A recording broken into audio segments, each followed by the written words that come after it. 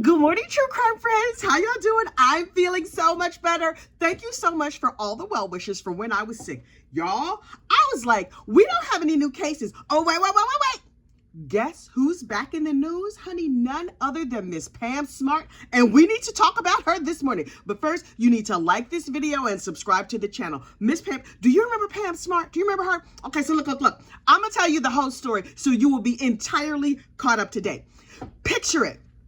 Florida, 1988, 1989. You see a cute girl with feathered blonde hair, and she's teeny and she's in a bikini and she's just like out here doing the most at college, right? And so she's having a good time, but she's like, I am very studious. I am working very hard. And then on Christmas break, she goes home to see her family. She's from New Hampshire, and she meets this dude, Greg. And she's like, oh, hey, how you doing, rocker boy? Oh, he has long hair. He's very Bon Jovi-esque. And she's like, me and you, obviously, we're meant to be. So she goes back to Florida after break for school, and he's like, I like her so much, I'm gonna move to Florida too. In short order, they were like, we're going to get married. And so, first of all, she's a little bit young, but fine. She graduated college early, she finished her degree, and she marries Greg. Oh, they're gonna live happily ever after. Now, if only that were the end of the story, then me and you would not be having this conversation at all.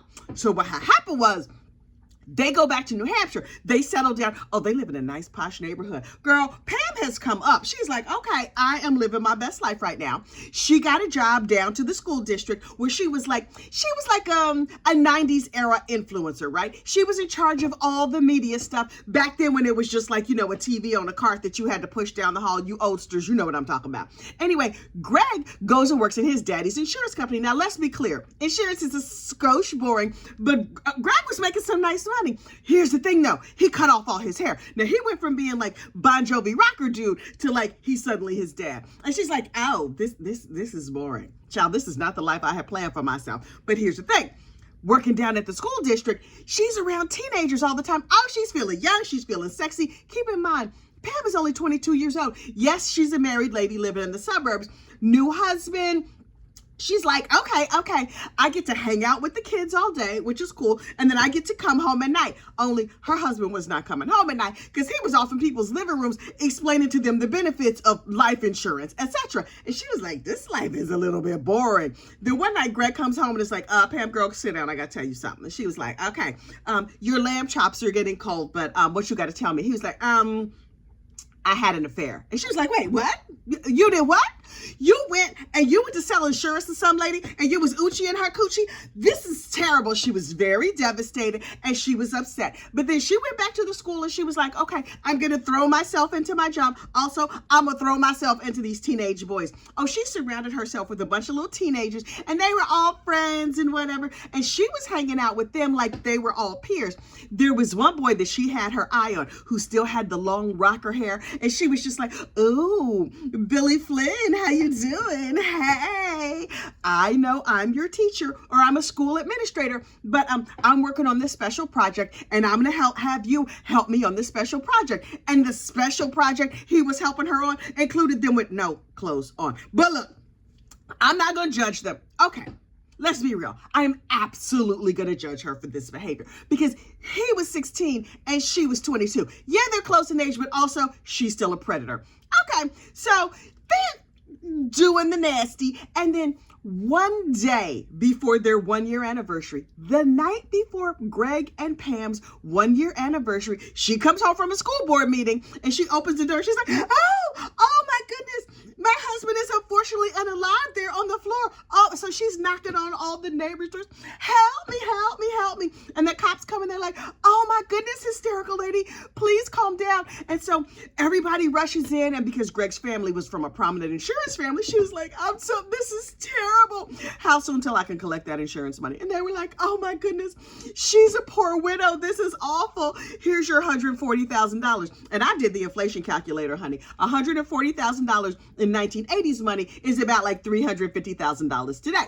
So in Pam's mind, she's like, I'm about to go grieve in Tahiti the way a good widow should. Also, get yourself some life insurance. So anyway, She was just like, this is awful. And the police had no clue what had happened. They were like, okay, Pam, tell us about how you were living this nice, wholesome life, working as a teacher or whatever down at the school. And it was terrible. She was like, yes, I mean, I don't know what happened. I just came home and I saw my husband there on the floor. I thought he was passed out. Also, the house was ransacked, and upstairs they had ransacked everything, and stereo speakers were missing. And the police were like, right.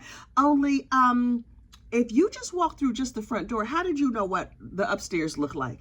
How is it that if your husband is unfortunately unalive right here on the floor, you happen to notice the stereo speaker was missing? And she was just like, I don't know. I guess I'm just very observant. And also like, can I get some more tissues, please? I'm gonna need some water. And they were like, okay.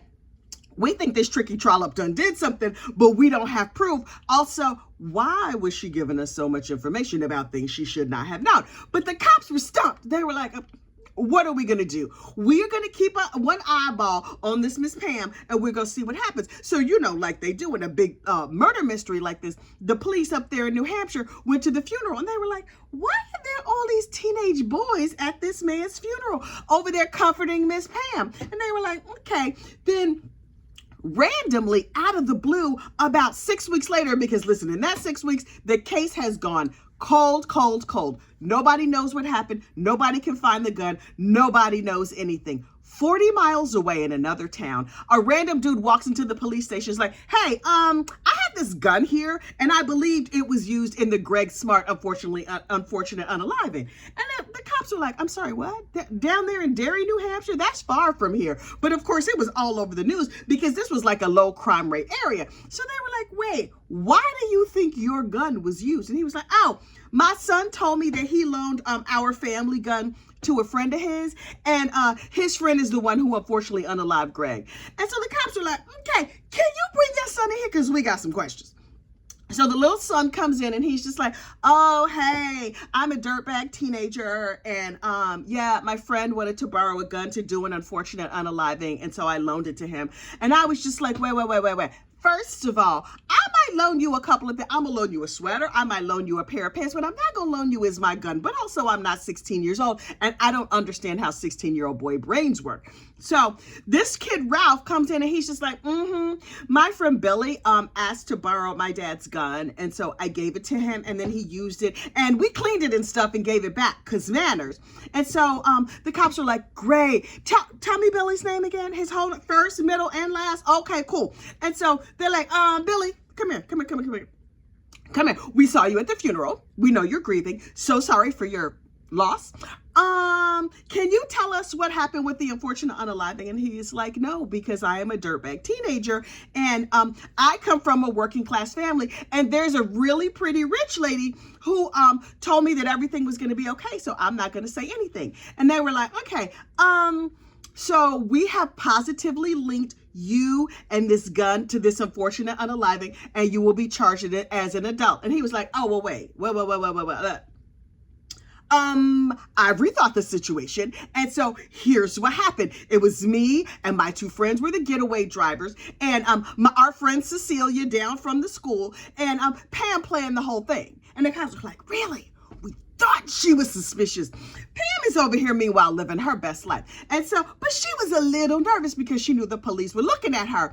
But she was just like, I'm sure it's going to be fine. I still look great in a bikini. I have a bunch of money. I could go live in another town, possibly Florida, where I will blend, and everything is going to be fine.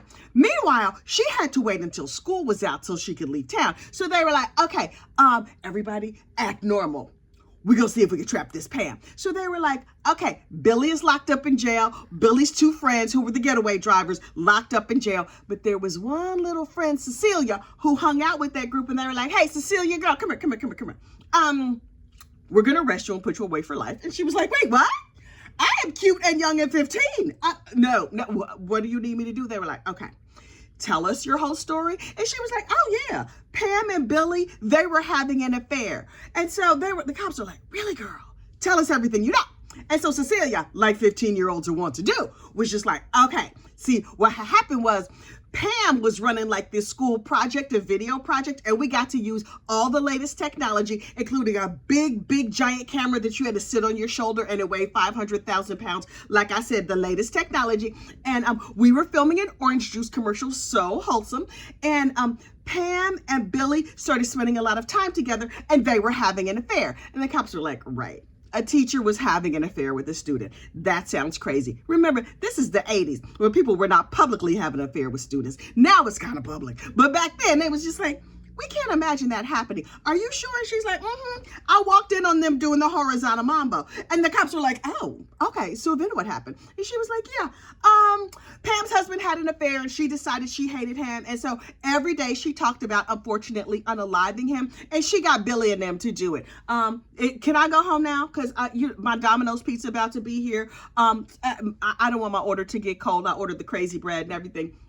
Cops are like, okay, cool. We're going to get some pizza delivered here for you. But this is what we need you to do. And she's like, okay, what? And they were like, we could send you to prison forever, or we could wire you up with a very fancy new age recording device where you have to push both play and record at the same time. It's going to be real heavy and bulky, but don't worry about it. We're going to take care of that. And she was like, that sounds like a good plan. Can I get the extra dipping sauce with the breadsticks though? And they were like, girl, you can have the breadsticks. And she was like, okay, cool. So they go, Cecilia goes to the school and she's like, Pam, oh my God, girl, I have to talk to you. And Pam was like, what? I'm so stressed out. I heard that my boyfriend Billy got arrested. And Cecilia was like, yeah, they're going to tie you to it. And Pam was like, why would they tie me to it? Now, keep in mind, all of this is on tape. Cecilia's like, lean in. Could you speak directly into this part of my shirt right here? Because that is where the police hit the microphone. Because it's real obvious that that's what the cops were going to do. P.S. Pam's lawyer had told her the day before, if Cecilia comes to see you, don't talk to her because they are going to wire her up. And Pam was like, I know what I'm doing. It's going to be fine. So Pam agrees to meet with Cecilia and says, yeah, Cecilia, girl, what is going on? And Cecilia was like, okay, Billy has been arrested. They're saying that you are the only link between Billy and Greg, and so you're going to go to prison forever. And she's like, well, not if you don't say anything. If he just shuts up and you shut up, then we'll all walk away from this. And Cecilia was like, girl, but why would Billy kill this random dude he didn't even know? We know you promised Billy and each of his friends $500. Do you know how much money that is for a teenager? I could buy an endless amount of ring dings and ho-hos with $500. I might even be able to get one of those fancy new Walkman with the tape in it, and I could wear it on my ears while I walk down the street and have all the latest Michael Jackson fashions, including the leather jacket with the little studs and stuff. Anyway, and Pam was like, right, I'm going to give each of you $500, but what you're going to have to do is keep your mouth closed because otherwise we could all go to prison for life. And Cecilia was like, okay, I'll be quiet. And so then she leaves us like, police, here's the tape. Is there anything else you need me to say? And the cops are like, thank you so much. And so they arrest Pam. And Pam was like, wait. From unfortunate unaliving of my husband till today when I'm walking out of handcuffs, it's only 3 months. I mean, was I even Uchi in his coochie for 3 months? Now I'm starting to rethink this whole thing. Yes, my husband is no longer on this mortal coil, but now I'm starting to think this might be bad for me. And the fact that she was all up in the press like, oh, press feels sorry for me. Can you believe this terrible thing has happened? Now the police are like in the press are like, she's a black widow. She's an unfortunate unaliver. And Pam was like, who, me? I'm cute and blonde. Did you notice that my hair flips up? I would never do such a thing. And so she goes to trial and Billy testifies against her. All the boys testify against her. Cecilia was like, I told her to speak directly into my collar because that is where the police put the microphone. And so here's the tapes. Please read them all. And for these many years, well, first, Pam gets convicted, right? All the kids took plea deals to testify against Pam. And one by one, they got up there. They were like, she did that. Billy kind of broke my heart. This is what you need to understand. Billy was from like a poorer side of town. Pam was from the rich side of town. Billy, poor little downtrodden Billy. Now, he is an unfortunate unaliver, but he was just like, she loved me. And she said that if I didn't unfortunately unalive her husband, she would just leave me and find somebody who would. She would not love me anymore. Also, he was 16. So stupid. I have a 16-year-old. First of all, I cannot imagine him unfortunately unaliving nobody. And I certainly cannot imagine him out here in these streets doing the nasty with one of his teachers, because I would have to kill that heifer. But child, that's another story for another day. So anyway, Billy was like, I take full responsibility. What I did was terrible. All I wanted was her love, also that $500. And I am willing to pay whatever price it will be, because this is a terrible situation. All the kids stood up and testified against Pam. And Pam was like, who are you going to believe? Me or your lying ears? See, if you listen to the tape through a different perspective, see what happened was, and then she spun some ridiculous tale about what really happened, which was really a whole bunch of mess and not really at all the truth. Cut to 30 years later, right? Wait. The one thing that I remember from this case so clearly was that when they were trying to find out who had unfortunately unalived Greg, Pam was up on the news with her little flippy hair, and she was sitting there and she's like, I miss Greg so much, and she's dabbing her tears, and she's holding a little dog who's a Shih Tzu who looks exactly like her. I was like, wait, the dog had like a little ponytail on top of his head, and I was like, oh, twins. Anyway, I wonder whatever happened to that dog. This case happened 30 years ago. That dog is well and truly on the other side of the Rainbow Bridge. May he rest, or may she rest. But Pam, she's still on this side of the mortal coil. Anyway, so it's been years and years and years. Now, Pam was in prison in New Hampshire where she got beat up, and it was a security situation. And she says she was intimately assaulted and all kinds of terrible things happened to her. Now, listen, that should never happen. Also, she got beat up by some of the other prisoners. Also, that should never happen. But also, it's prison. And sometimes these things happen. So she got moved from prison in New Hampshire to prison in New York, right over here at Bedford Hills Correctional Facility in Westchester. And I'm like, oh, that heifer's too close. I'm going to need the criminals to be a little bit further away from me. But they don't give me a choice in these things. If I got to vote, then no, thank you. But anyway. So she stayed over here in Bedford Hills, and she was just like, I've done good things with my life, and I've become a teacher, and for 29 years, she's like, it wasn't me. My sentence should be commuted. Yes, I was all up in the press. Yes, this is the very first trial ever that from start to finish, they ran the entire trial on TV so everybody could know everything what happened. And I think that was sort of like the beginnings of court TV really trying to get its feet up under it. But she was like, what you want from me? Just because I was doing nasty things to them teenagers, and just because maybe I groomed a vulnerable child to unfortunately unalive my husband, I still think that this should be considered a oopsie murder, and I should be able to be set free. And the governor was like, heifer. And that was his entire statement. It was just like, from the governor or whoever of the state of New Hampshire, heifer. And then there was nothing, he signed the governor. And so she was like, oh, so I'm not gonna get to go home. And the governor was like, psh. That was his official statement. And so she was just like, dang, now Pam, Miss Pam, she has come up with a new tactic. And I appreciate her ingenuity. It's shocking to me that it has taken her this long to figure out that this is what she needs to do. She has taken a new tact, and her new tact is, I've done some soul searching, and I've thought about it, and I've come to acknowledge some things that I did not want to previously acknowledge, and that is that this was all my fault. In other news, water is wet. Ma'am, we knew it was your fault. Everybody knew it was your fault these past 32 years. The only person who didn't know apparently was you. And so now you arrived 32 years late to the knowledge that when I groomed and seduced that 16-year-old to unfortunately unalive my husband for the low price of $500, I shouldn't have done that? Right.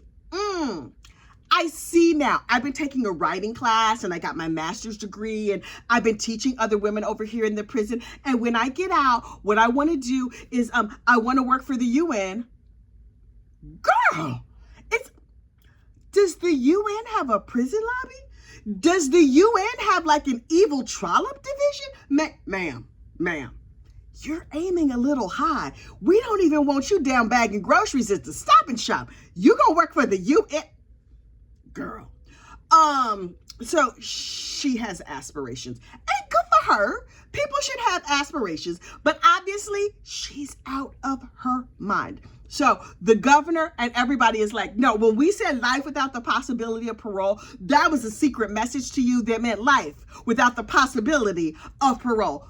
Thank you for letting us clear that up for you, because you're not going nowhere. But she's over there. Oh, she has a brightly colored top and she's wearing like a little cross. Where'd she get all that jewelry in prison? That seemed dangerous to me. I hope they dressed her up just for this interview and then sent her behind on back. Oh, her nails were done. Her hair is done. I'm like, she seemed like she living a good life in prison. Why she need to be out here with me and you? Trying to attract somebody else's husband or father or whatever. She's just like, I just keep thinking about all I've lost. I could have been a mother. I could have been a teacher. Ma'am, you could have not been an unaliver. And that would have helped out this whole situation. You are a cautionary tale for other sociopaths out here in these streets. Now listen, if your husband cheats on you, do you want to unfortunately unalive him? Yes, of course you do. That's only natural. Here's the difference between you and other women. Other women think bad thoughts. They have cocktails. They may even slash his tires, though we here at Gossip Rumor and Innuendo LLC do not recommend the slashing of any kind of tires or any sort of violence towards people or property. That is just our official statement. But what you do in your personal life, and don't tell me about, ain't none of my business. So anyway, she's like, I really could have had children, but now that ship has sailed. Yes, you had a child. He was 16 years old and you seduced him. Ma'am. That was all the kids you was ever gonna have, that little Billy Flynn. P.S. On Billy Flynn's 41st birthday, he was released from prison. He was sorry that whole time, and they let him out when he turned 41. He got locked up when he was 16. So he started being sorry back in the 80s. You started being sorry in, what is this, 2024? So after 30 years of you being sorry, then we can revisit this topic. So girl, hit us back up in 2054, and then me and you can have this conversation. Until then, Pam Smart will probably remain on your TV and on the evening news going, oops, I thought about it. But for me, we here at Gossip Rumor and Innuendo, we officially say, heffa please. All right, like this video, subscribe to the channel, and I will see you tomorrow. Bye.